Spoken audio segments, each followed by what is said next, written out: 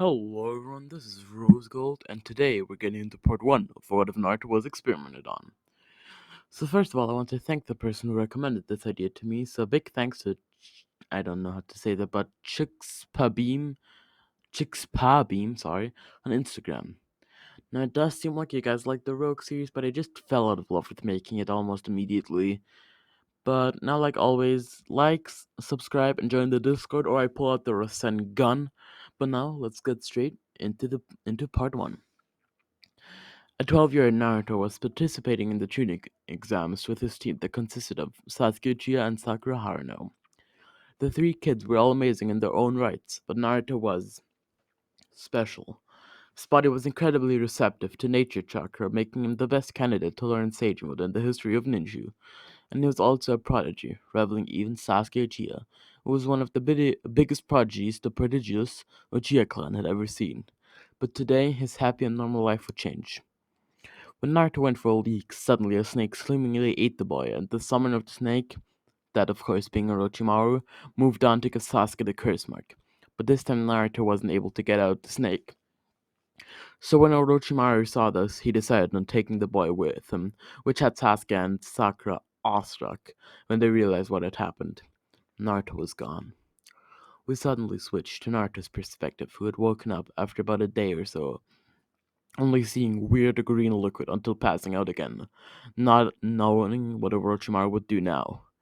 First, he ran some tests with a very weak version of the curse mark, and was surprised at how easily the boy absorbed the nature energy, then moving on to some more agonizing tests. First, he injected the boy with Hashirama cells, and to Orochimaru's surprise and delight, the boy absorbed them almost instantly, gaining a few abilities in the process. Then, as the final test, put the boy on the neck, leaving a heaven curse mark on his neck before seeing what would happen. The Ninetales, in fact, did not reject it this time. Before the leave, and then he left him before the leave, as to test if the boy was in fact loyal. When the boy woke up, he was now in hospital with Kakashi at the side of his bed. The training exams had already ended, and Gaara went on a rampage, having had to be stopped by the third Hokage, who, after defeating Gaara, had been killed by Orochimaru, who still had his hands sealed away. Now, Naruto had a deep connection with the third Hokage, and this, so he was angered at the audacity of this man. He dared kill the third. Suddenly, his curse mark spread out, and his rage was uncontrollable. And as Orochimaru had experimented on him already, he already had gotten Curse Mark 2, which made him a good amount more powerful than the current Sasuke. But there was a person who had come in to help with this. Jiraiya the Gallant sealed away the curse mark, then introducing himself. Naruto was excited to meet him, and they began training almost immediately. Naruto learned both the summoning jutsu and how to control the tiniest bit of Ninetale chakra, until moving on to get Tsunade back so she could become the fifth Hokage and lead the village to glory. When Naruto and Jiraiya finally came across the legendary Konoichi Tsunade, she was nothing but a drunk to Naruto until she started to slander the Hokage, but infuriated Naruto greatly, a bit of his curse mark spreading. When Tsunade saw his furious face, she invited the boy outside, and if he wins, she'd be quiet and return to the village, but if he lost, he'd have to shut up. Almost instantly after hearing this, Naruto disappeared until appearing right behind Tsunade with an incomplete Sengan? Tsunade was shocked that Jiraiya had taught this young boy such a jutsu, but she was able to avoid it easily. But then, deciding to compromise with Naruto, Kid, I'll make a bet with you. Master the Rasengan in 1 week, and I'll come back to the village and even give you this necklace. The first Hokage's necklace was glittering in the moonlight. But if you lose, I'll get all the money in your wallet. Now Naruto's money was the one shining in the moonlight, which Tsunade had taken from Naruto before she dodged, which surprised Naruto greatly, until he got it back. Now deciding that he had to master the Rasengan, as he really wanted to buy ramen with that money.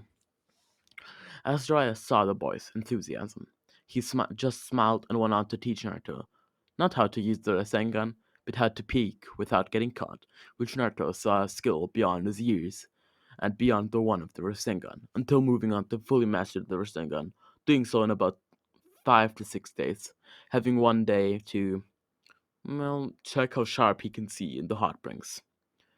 While Tsunade was going to keep her promise, she was getting sidetracked by Orochimaru, telling her that if she healed him, that he can reanimate her lover and her brother. But when she tried to attack Orochimaru with a hidden jutsu disguised as a medical jutsu, Kabuto stopped it in its tracks, until suddenly Naruto appeared there with a Rasengan that hit Kabuto square in the face, breaking his jaw and, as he wasn't prepared for it, knocked him out with blood oozing everywhere.